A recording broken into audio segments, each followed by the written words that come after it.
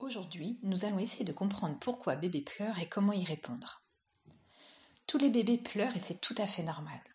Votre bébé est totalement dépendant de vous et a besoin de vous pour être nourri, recevoir de l'affection, du réconfort ou encore pour être changé. Pleurer est son moyen d'expression et sa façon à lui d'attirer votre attention. Il est nécessaire et rassurant de rappeler qu'en grandissant, votre enfant découvrira d'autres façons de communiquer avec vous. Il aura ainsi moins besoin de pleurer pour attirer votre attention. Ce n'est qu'une période à passer. Mais voilà, en attendant, ces pleurs sont souvent source de stress et inquiétants, car on a tendance à les associer à un malaise. Commençons par comprendre que les pleurs sont normaux. En l'absence de langage, c'est leur façon de communiquer avec nous.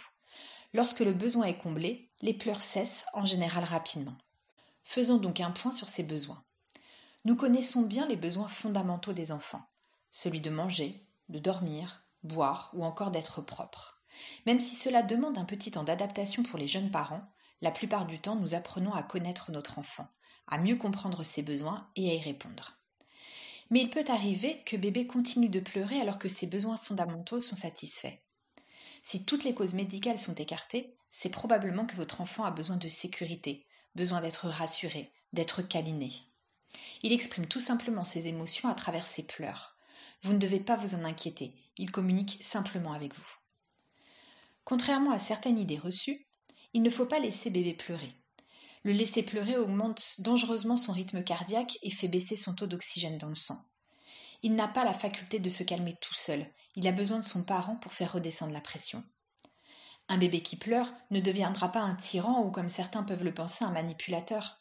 Non, il ne connaît pas ce sentiment. Au contraire, cela le rendra plus indépendant car il se sentira sécurisé et rassuré d'un point de vue affectif.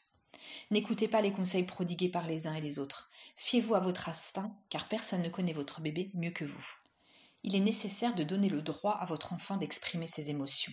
Je m'explique. On peut le prendre dans ses bras pour répondre à ses pleurs, mais s'il continue de pleurer, gardez en tête qu'il a besoin d'exprimer ce qu'il ressent.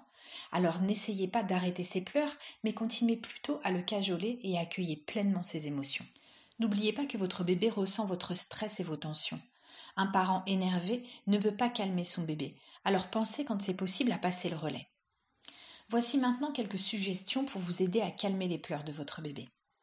Parlez-lui d'une voix douce et rassurante. Prenez-le dans vos bras. Les bébés aiment qu'on les porte. Le contact leur permet de se relaxer, de se calmer et de réduire leur niveau de stress. Touchez-le, surtout au niveau du ventre. Massez-le. Offrez-lui un endroit calme.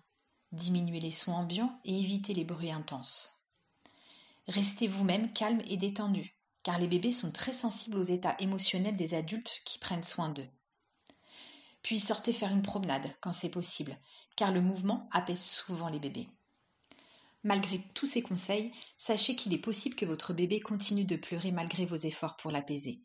Ce n'est pas de votre faute et cela ne fait pas de vous un mauvais parent. Lors de ces crises de pleurs, il est important que vous ne doutiez pas de vos compétences parentales. Ces pleurs sont normaux et vous n'y êtes pour rien.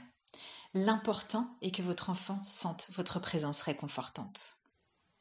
Merci d'avoir écouté ce podcast. J'espère que vous aurez pu trouver les informations dont vous avez besoin. Je vous dis à bientôt.